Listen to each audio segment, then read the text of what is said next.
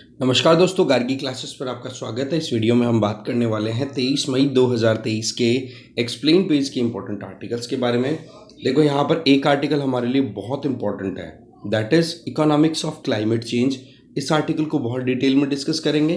Plus एक हम देखेंगे कि G7 ने चाइना को लेकर के क्या स्टेटमेंट दिए हैं। एक हम देखेंगे कि अल्कोहल के जो प्रोडक्ट्स हैं उनमें अभी आयरिश गवर्नमेंट ने ये डिसाइड किया है, आयरलैंड की गवर्नमेंट ने, कि वहाँ पर एक क्वेश्चन जो है या फिर आप कह सकते हो वार्निंग है वो डिस्प्ले की जाएगी, क्योंकि अल्कोहल कंजम्पशन से लीवर कैंसर होता है।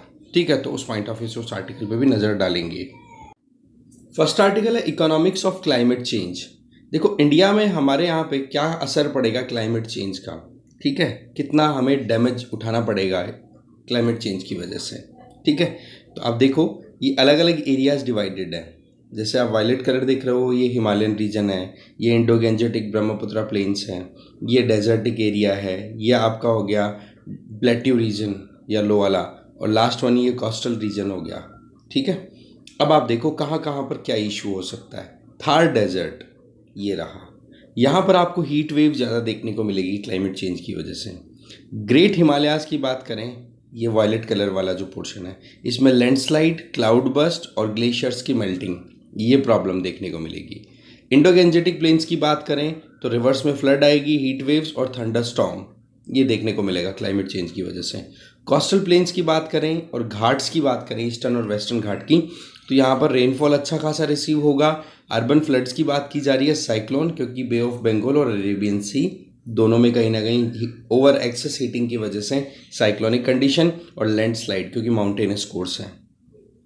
फिर बात करें सेंट्रल पेनिनसुलर प्लेट्यू की, again heat wave, forest fire, क्योंकि जंगल है डिसिडियस, पतझड़ी वन है, सूखेंगे, पत्ते सूख करके नीचे एक लेयर क्रिएट करेंगे, थोड़ी सी भी स्पार्क अगर लग गई तो फिर बाद में आग लग जाएगी, और ड्रॉट, सूखा भी पड़ने का पूरा चांस है। तो इस तरीके से अलग अलग हम ज्योग्राफीज़ की बात करें, फिजियोग्राफिकली डिवाइडेड अगर इंडिया की बात करें, तो कहाँ पर इस क्लाइमेट चेंज का क्या असर पड़ने वाला है। तो एक तो ये बहुत इंपॉर्टेंट पॉइंट्स थे जो हमने नोटिस किए। अब हम देखते हैं कुछ दो ग्राफ्स हैं उनको डिटेल में, दो नहीं बेसिकली तीन ग्राफ्स हैं। यहाँ पर आप देखो 1901 से 2021 तक का टेम्परेचर ग्राफ यहाँ पे शो किया हुआ है। इसमें सिंपल हमें 20-20 साल के फिगर में नोटिस करना है। तो आप 1901 से लेकर के और ये 2001 तक का जो पीरियड है, अब इस पीरियड में देखो कितना फ्लक्चुएशन है जी। ये लाइन जो खींची हुई है ना बीच में, ये वाली, ये एवरेज है, हर 20 साल का एवरेज है।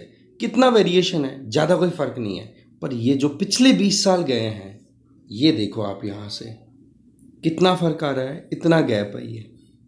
तो कुल मिलाकर के देखा जाए तो ग्लोबल वार्मिंग का जो मतलब इफ़ेक्ट है वो पिछले 20 सालों में ज़्यादा देखने को मिल रहा है। नो डाउट ये 20th सेंचुरी के लास्ट 20 सालों में भी देखने को मिला था, 1981 टू 2001 के बीच में भी, पर ये जो डेटा हम देख रहे हैं ये हमारे लिए कंसर्निंग होता है। ठीक है, तो एक तो ये ध्यान, और एवरेज देखो कितना चल रहा है, 25.5 डिग्री सेंटीग्रेड।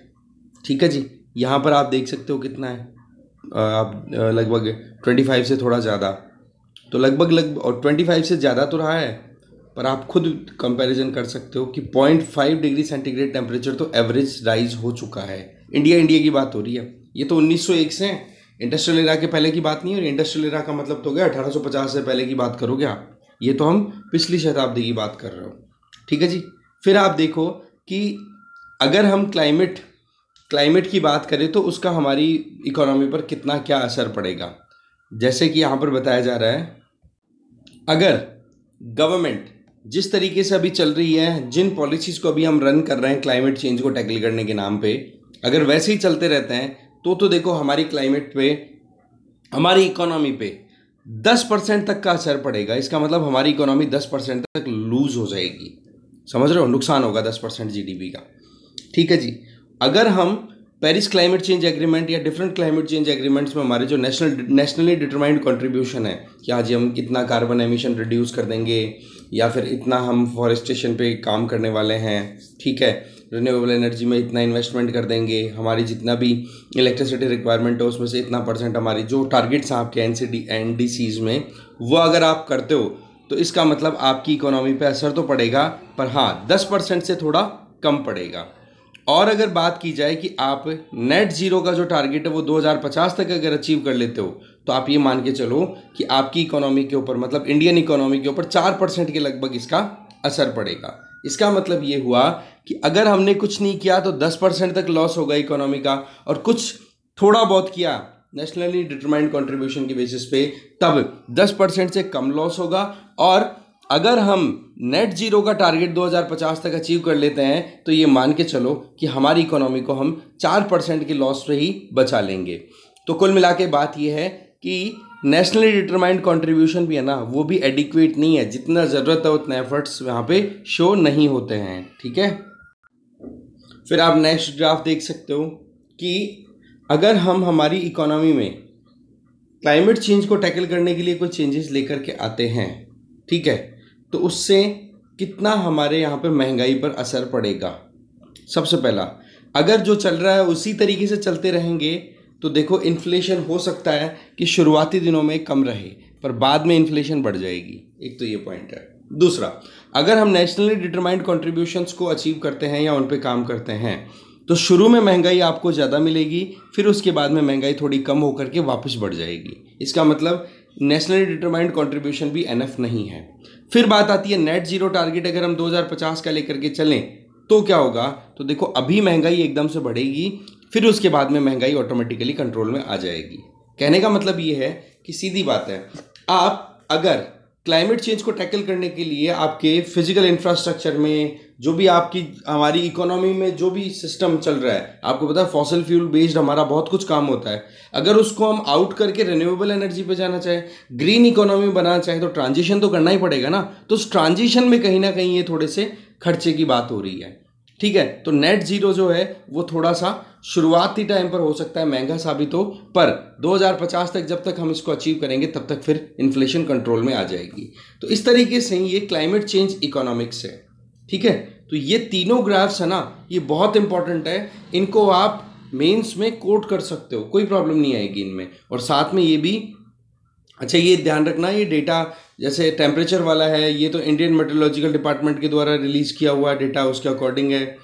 ठीक है, इधर ये जो इन्फ्लेशन और जीडीपी पे जो असर है वो हम यहाँ पर NGFS NIGEM ये एस्टिमेट्स बताए जा रहे हैं, पर एक प्रोजेक्शन तो आप लगा ही सकते हो इस डेटा के बेसिस पे कि भाई क्लाइमेट का जीडीपी पर, इन्फ्लेशन पर क्या असर पड़ सकता है।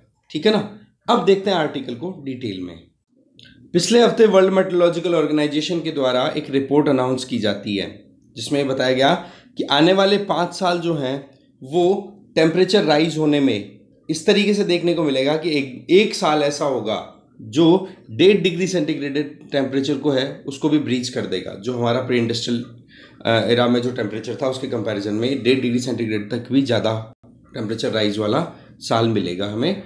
ठीक है, इसके अलावा अल नीनो इफेक्ट है, उसका इवेंट भी देखने को मिल रहा है, क्योंकि अब की बार क्या है, Eastern Pacific Ocean, that means Peruvian coast है वो थोड़ी सी ज़्यादा गर्म हो रही है, और वो गर्म होती है ना तो हमारे मानसून वीक पड़ जाता है। WMO ने यह भी कहा है कि एक्सट्रीम वेदर इवेंट्स जैसे कि कहीं पे फ्लड्स हैं, कहीं पे ड्रॉट्स हैं, कहीं पे हीट वेव्स हैं, ये देखने को मिलेंगे। इसके अलावा क्लाइमेट और वेदर रिलेटेड इवेंट्स हैं ये लगातार बढ़ रहे हैं। इसके अलावा बताया गया है कि 12,000 के लगभग ऐसे डिजास्टरस इवेंट हो चुके हैं जिनका मेन कारण क्या है, क्लाइमेट चेंज। 1970 से 2021 के बीच का ये बात बताया गया है, जिसमें लगभग 2 मिलियन डेथ्स हुई है। 2 मिलियन का मतलब 20 लाख लोग मारे गए हैं, और इकोनॉमी का लॉस भी अगर देखें ग्लोबली तो $4.3 ट्रिलियन का लॉस हो चुका है अभी तक। इसके अलावा देखा जाए तो जो टोटल लॉसेज है, टोटल लॉसेज ये $4.3 ट्रिलियन के हुए ना, इसका 25% अगर देखा जाए तो वो इंडियन एनुअल जीडीपी में लॉस देखने को मिल रहा है। इसका मतलब ये हो गया कि हमारी जो जीडीपी है उसका 25% तक लॉस अभी तक हमने देख लिया है क्लाइमेट चेंज की वजह से। तो ये भी क्या शो करता है कि कितनी ग्रेव सिचुएशन है। अब देखने वाली बात है कि विजिबल एविडेंसेस क्या है, ये हमने अभी देख लिया, आपके सामने है, पूरा ग्राफ है, वो अच्छे से समझे, उन्हीं को यहाँ पर रिकॉल करेंगे बार बार। सबसे पहली चीज़ तो ये कि एक तो टेम्परेचर एनॉमली बहुत हो रही है। इसका मतलब कुछ पता नहीं है कि टेम्परेचर बढ़ेगा कि घटेगा। मैं आपको बताता हूँ जयपुर का क्या सीन है। कल 41 डिग्री सेंटीग्रेड टेम्परेचर था, फिर एकदम से वेदर फोरकास्टिंग आ गई और आज जो है वो 37 डिग्री सेंटीग्रेड टेम्परेचर बताया जा रहा है। बोले रेनफॉल भी होगी, थोड़ी थंडरस्टॉर्म भी पड़ेगी। क्यों? वो हीट ज़्यादा हो गई थी, इस वजह से लोकल फिनोमेना इस तरीके से क्रिएट हो रहा है जिसकी वजह से यहाँ पर रेनफॉल होना कोई इग्नोर ही नहीं कर सकता। प्रेसिपिटेशन, चाहे फिर वो रेनफॉल के फॉर्म में देख लो, हेल स्टॉर्म के देख लो, स्नोफॉल, बोला इसमें भी कोई रेगुलरिटी नहीं है, आप प्रिडिक्शन प्रॉपर लगा ही नहीं पा रहे हो। ठीक है, फिर आप एनुअल एवरेज टेम्परेचर की बात करें तो इंडिया में धीरे धीरे टेम्परेचर बढ़ा है और ज़्यादा जो टेम्परेचर बढ़ने का जो इवेंट है वो कब हुआ है? पिछले 20 सालों में, जिसको वेसिनियल बोला जाएगा। पिछले 20 सालों में जो टेम्परेचर राइज हुआ है, जो अभी हमने देखा भी था ग्राफ में, वो पिछले मतलब 1901 से लेकर अभी तक का सबसे ज़्यादा टेम्परेचर राइज देखा गया है 2001 से 2021 के बीच में।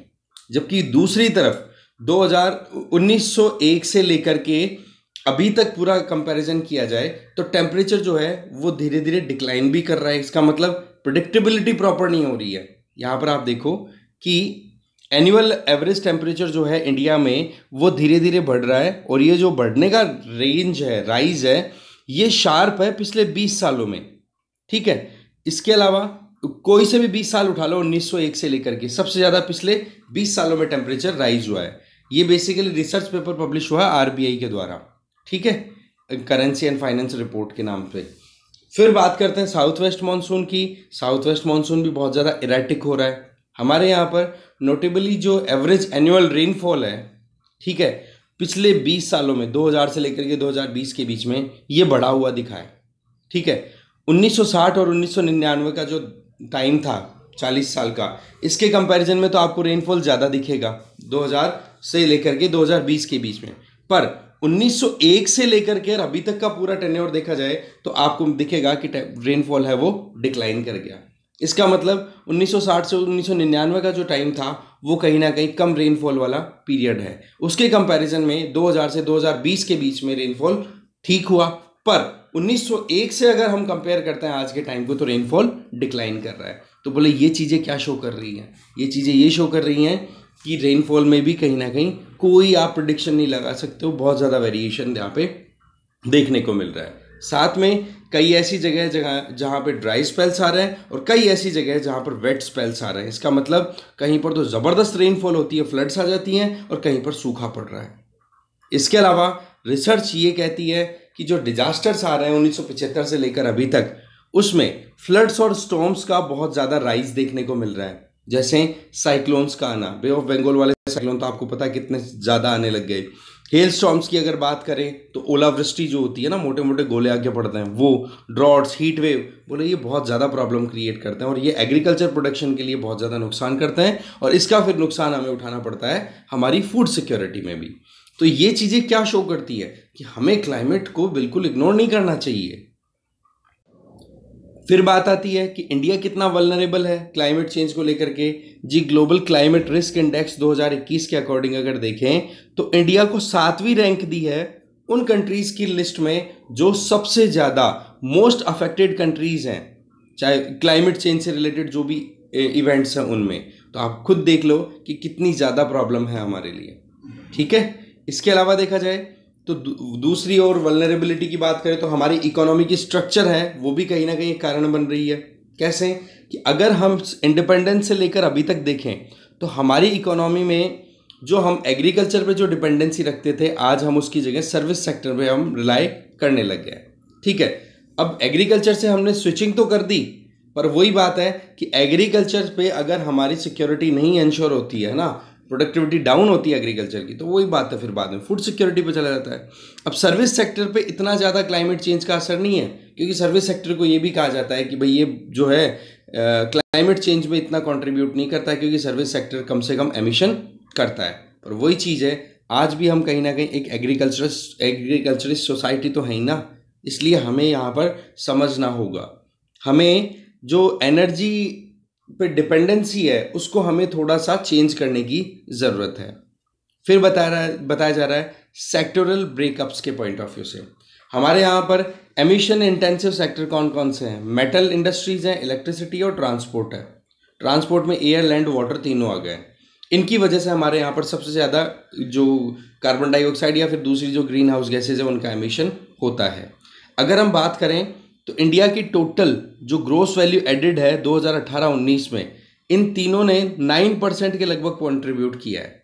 ठीक है, इसका मतलब दूसरी तरफ देखें तो हमारे यहाँ पर इंडियन इकोनॉमी में कार्बन एमिशन को रिड्यूस करने के तो कॉम्बिनेशन अच्छे से सेटल्ड है, पर सवाल ये आता है कि हम एनर्जी डिपेंडेंसी की बात करें तो वो है फॉसिल फ्यूल डिपेंडेंसी।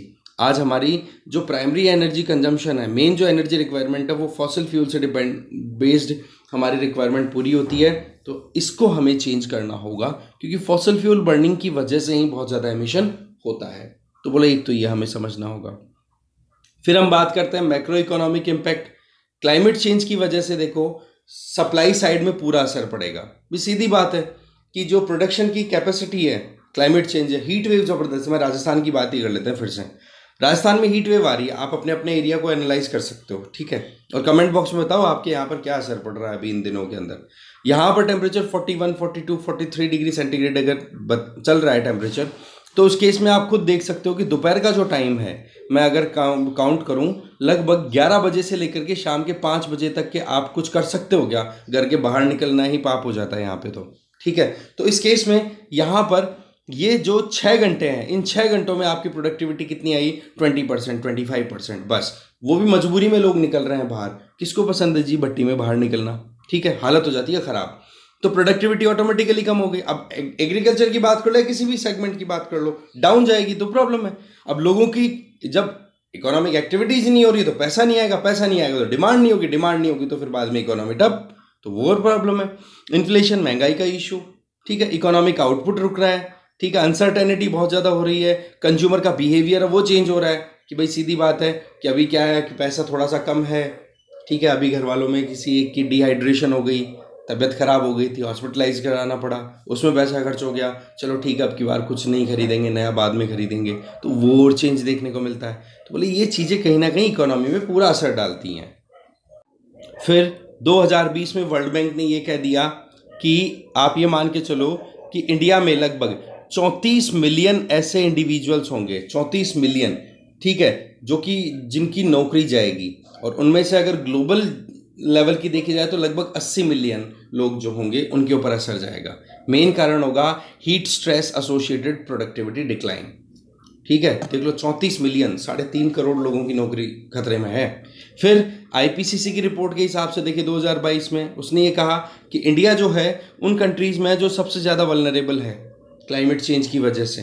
ठीक है, क्योंकि क्लाइमेट चेंज की वजह से जो सी लेवल राइज होगा और उसकी वजह से लोगों के घर डूबना, उनके रोजगार हैं वो खतरे में चले जाएंगे। नंबर्स देखो, 3.5 करोड़ लोग तो बताए जा रहे हैं कोस्टल एरिया में, और इस शताब्दी के एंड मतलब 2100 तक लगभग 4.5 से 5 करोड़ लोग ऐसे होंगे जो कि कोस्टल एरियाज में रहते हैं और जिनका सी लेवल राइज होने की वजह से प्रॉब्लम आएगी उनकी ज़िंदगी में। तो बोले इंडिया बहुत ज़्यादा वल्नरेबल है इस केस में। तो ये तो हो गया स्ट्रक्चरल पॉइंट ऑफ व्यू से कि कैसे क्या सिचुएशन है और कैसे हम प्रॉब्लम में पड़ सकते हैं। फिर बात आती है सेकंड कैटेगरी, ट्रांजिशन रिस्क। सीधी बात है, आप कुछ भी करते हो, आज की इकोनॉमी हमारी जो रन कर रही है, हम बोल रहे हैं कि वर्ल्ड में लार्ज इकोनॉमीज में फास्टेस्ट ग्रोइंग इकोनॉमी है इंडियन इकोनॉमी। पर अगर हम यहाँ पर क्लाइमेट चेंज को ध्यान में रखते हुए लो कार्बन इकोनॉमी बनना चाहते हैं, ग्रीन इकोनॉमी की तरफ ट्रांजिशन करना चाहते हैं, एग्जिस्टिंग सिस्टम में हम चेंजेस लाना चाहते हैं जिससे कि ग्लोबल जो क्लाइमेट फुटप्रिंट है, कार्बन फुटप्रिंट है, उसको हम हमारी तरफ से तो मिनिमाइज कर दें। तो बोले ये एक पैराडॉक्स को यहाँ पर रिकॉल करता है। पैराडॉक्स का मतलब कॉन्फ्लिक्टिंग सिचुएशन, वो है सक्सेस इज फेलियर। अगर आप कुछ करते हो तो आपको पैसा लगाना पड़ेगा, आपको एग्जिस्टिंग सिस्टम को बदलना पड़ेगा, और उसमें फिर आपकी शुरुआत में आपको आउटपुट कुछ नहीं मिलने वाला है। तो इसका मतलब जो कुछ भी आप ग्रीन इकोनॉमी बनाने के लिए इंडियन इकोनॉमी में कुछ करते हो तो उसका नुकसान आपको पहले उठाना पड़ेगा, फायदा बाद में आएगा। ये जो सक्सेस इज फेलियर का कॉन्सेप्ट है, ये बैंक ऑफ इंग्लैंड के गवर्नर मार्क कार्नी ने दिया था 2016 में, और इनका यही कहा था कि लो कार्बन इकोनॉमी की तरफ जब कभी भी आप स्विचिंग करोगे तो उस टाइम पर आपको एकदम से बहुत पैसा खर्च करना पड़ेगा, और एग्जिस्टिंग जो मटेरियल सिस्टम है, स्ट्रक्चर है, वो आपको कोलैप्स करना पड़ेगा, तो वो भी तो नुकसान ही है। इसका मतलब क्लाइमेट चेंज को टैकल करने के लिए अगर आप कुछ भी करते हो उसमें आप सफलता भी पाते हो तो आपको नुकसान उठाना पड़ेगा, इसीलिए बोला सक्सेस इज फेलियर। तो बोले ये पैराडॉक्स इंडियन इकोनॉमी में फिट एकदम सेट होता है। तो ऐसे में ये बोला हमारे लिए और चैलेंजिंग बन जाता है। फिर बात आती है कि पॉलिसीज क्या कोई सोल्यूशन देता है कि देती हैं। देखो जी, the network of central banks and supervisors for greening the financial system, इस नेटवर्क ने अभी एक एनालिटिकल फ्रेमवर्क तैयार किया जिसका नाम है the national institute global econometric model. इसका मेन काम है कि किस तरीके से हम पॉलिसीज को फाइनलाइज करें जो कि कंट्रीज की जीडीपी पर भी असर कम से कम डाले और ग्रीन इकोनॉमी की तरफ स्विचिंग भी की जा सके। ये जरूर याद रखोगे भैया, इस पे क्वेश्चन आ सकता है कि national institute global econometrics model ये किसने तैयार किया है। तो ये आप याद रखोगे, the network of central banks supervisors for greening the financial system. ठीक है, तो ये क्वेश्चन हो गया। और इनका टारगेट क्या है, टू प्रोड्यूस पॉलिसी इनसाइट। ठीक है जी, तो ये हो गया क्लाइमेट चेंज को लेकर के, पॉलिसी को लेकर के। फिर बात आती है कि 2050 तक अगर हम कुछ भी नहीं करते हैं, एग्जिस्टिंग पॉलिसीज पे रन करते हैं, वो जो ग्राफ है ना उन्हीं को एक्सप्लेन किया हुआ है। तो बोले इंडियन इकोनॉमी पर 8.5 से 10% तक नुकसान पहुंचेगा।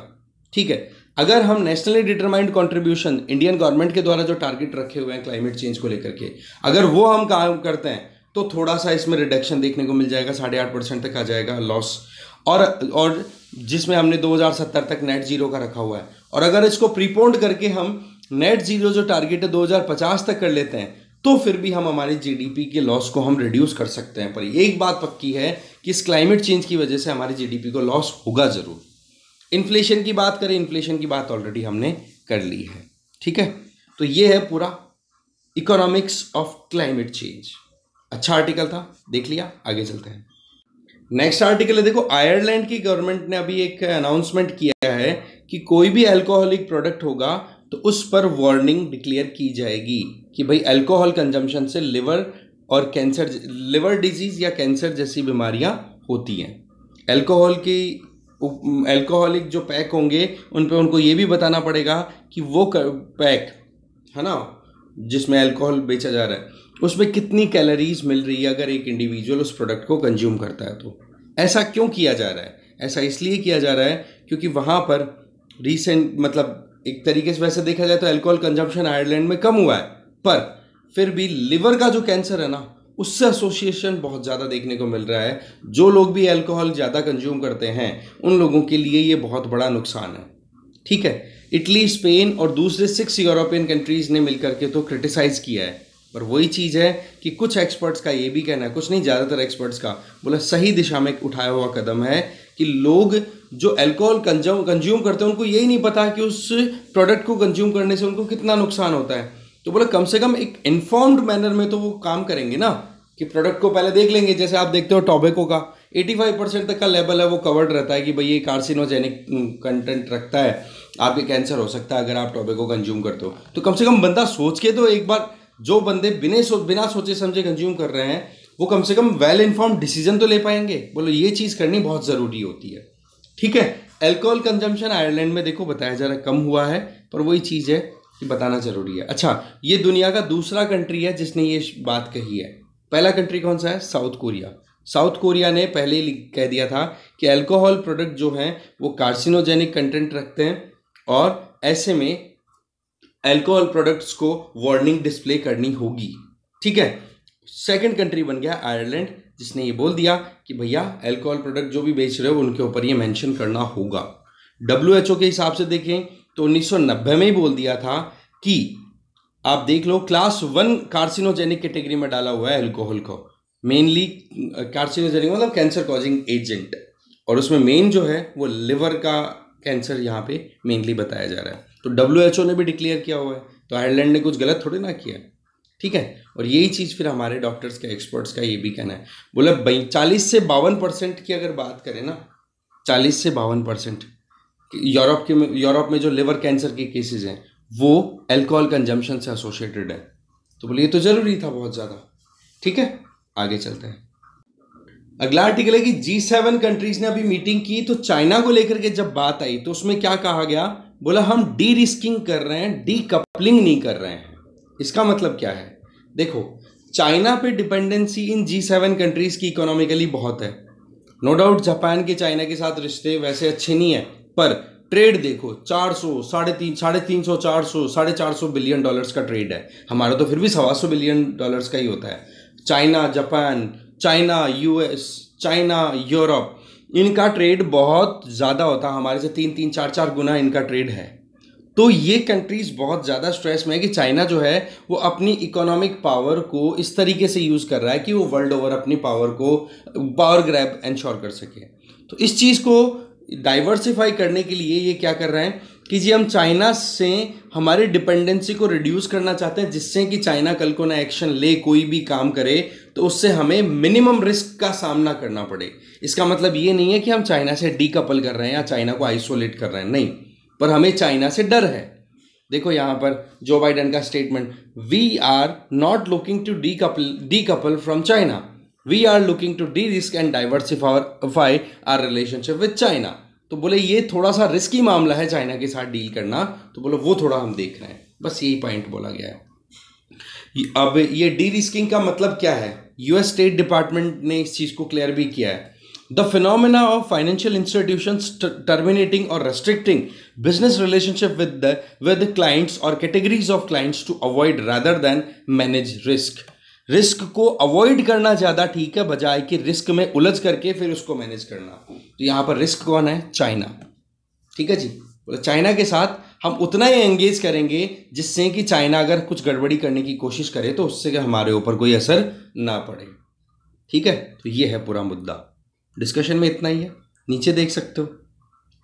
चाइना के कंटेक्स्ट में ये मैंने आपको बता दिया कि इकोनॉमिक स्फीयर में बहुत ज़्यादा चाइना पे डिपेंडेंट है ये कंट्रीज़। तो ये चाहते हैं कि भाई कैसे भी करके supply chain point of view से, export import point of view से, मैन्युफैक्चरिंग पॉइंट ऑफ व्यू से चाइना की बजाय दूसरे ऑल्टरनेट्स निकाल लिए जाए, जिससे कि चाइना अगर कहीं पे दादागिरी लगाने की कोशिश करे तो उसको अवॉइड किया जा सके। ठीक है जी, डिस्कशन इतना ही था। थैंक यू वेरी मच, और सॉरी लेट हो जाता हूँ, काम बहुत सारे हो गए आजकल इस वजह से। Thank you.